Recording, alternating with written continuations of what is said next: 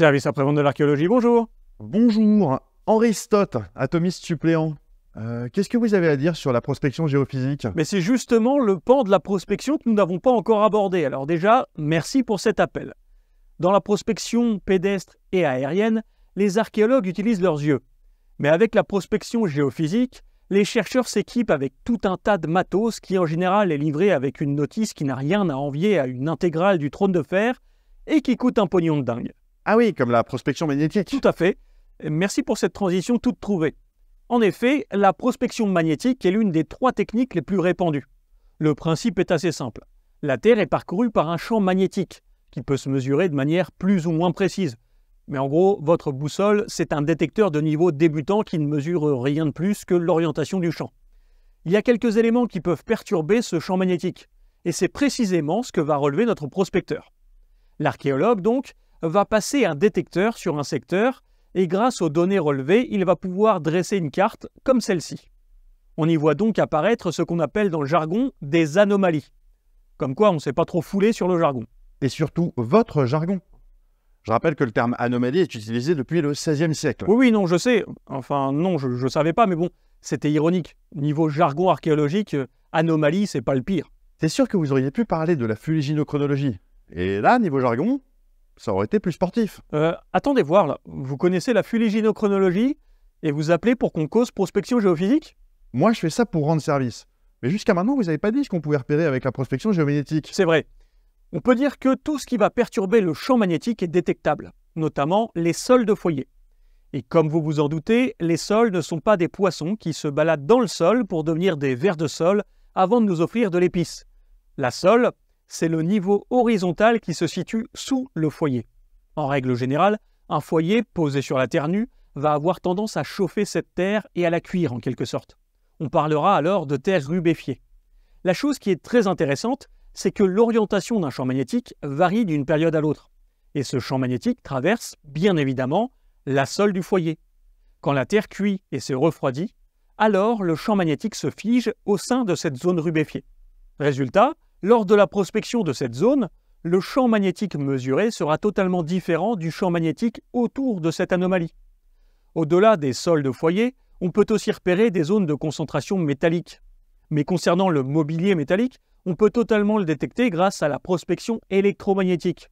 Celle-là, normalement, vous la connaissez tous, c'est la fameuse poêle à frire. C'est assez paradoxal en réalité parce que c'est une technique de recherche qui est souvent associée au pillage archéologique. Je crois que vous en avez déjà parlé dans un épisode précédent. Oui, en effet. Dans un précédent appel qui concernait le contexte archéologique. Mais fondamentalement, l'utilisation de détecteurs à métaux, ça permet d'avoir une idée de tout le mobilier métallique qui se trouve dans les premières dizaines de centimètres. Ça vous aide pas mal à établir une première carte de prospection? Tout à fait. Ce genre de détection nous permet de dresser un portrait hypothétique de la zone de recherche et va aider les archéologues à organiser les sondages et les fouilles. Si on note des petites anomalies électromagnétiques ou une grosse zone, on ne fouillera pas de la même manière.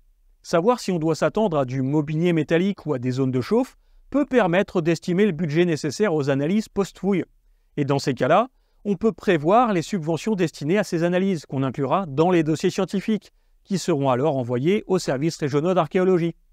Je rappelle que ce sont ces services qui autorisent ou non les fouilles programmées. Mais ces méthodes de prospection peuvent nous renseigner uniquement sur du mobilier chargé magnétiquement ou métallique. Au contraire de la prospection par résistivité électrique, qui est la 3e grande méthode que vous allez aborder, c'est ça? C'est tout à fait ça, et pour l'expliquer... Pour l'expliquer rapidement, le prospecteur va faire passer du courant électrique dans le sol, et en fonction de ce que ce courant va rencontrer, on en saura plus sur ce qui se trouve sous la surface. C'est une méthode qu'on utilise depuis les années 40, mais qu'on utilise encore très souvent aujourd'hui pour une raison simple, c'est que ça permet de repérer très facilement des structures. Vous le savez probablement, mais le courant électrique suit ce qui le conduit le plus simplement. Or, les sous-sols de nos sites archéologiques, vous n'allez pas tomber de vos chaises si je vous dis qu'ils ne sont pas constitués d'or et de cuivre. Et donc, ce courant électrique, ce qui va suivre, c'est la flotte. Parce que la flotte dans les sous-sols, il y en a partout et on va s'en servir. Pour aller au plus simple, l'électricité ne traverse pas les murs. En revanche, l'électricité traverse très bien les secteurs gorgés d'eau, comme des fossés comblés. Et donc, en mesurant la conductivité et la résistivité électrique du sous-sol, ça permet de dessiner une sorte de plan de ce qu'on va mettre au jour. Alors bon, on n'est pas à l'abri de tomber sur un bloc de roche naturelle, même si ça reste une anomalie dans ce genre de prospection. Mais en général, Ce genre d'études préalables apporte énormément d'informations aux archéologues sur ce qu'ils sont susceptibles de trouver en fouillant. Voilà, c'est à peu près ça, non? Alors oui, c'est tout à fait juste, mais vu vos connaissances, je comprends de moins en moins la raison de votre appel, monsieur. Je préfère que vous trouviez la réponse tout seul, alors prenez le temps d'y réfléchir. Une question de Dari Beliakov, temps mort, vulgarisateur sur YouTube. Qu'est-ce qu'on peut faire quand on vient de se faire carjacker son émission? Eh ben, je pense qu'on peut remercier le vidéaste papa de la vulgarisation francophone sur YouTube d'être passé dire bonjour. Et puis on se dit à la prochaine.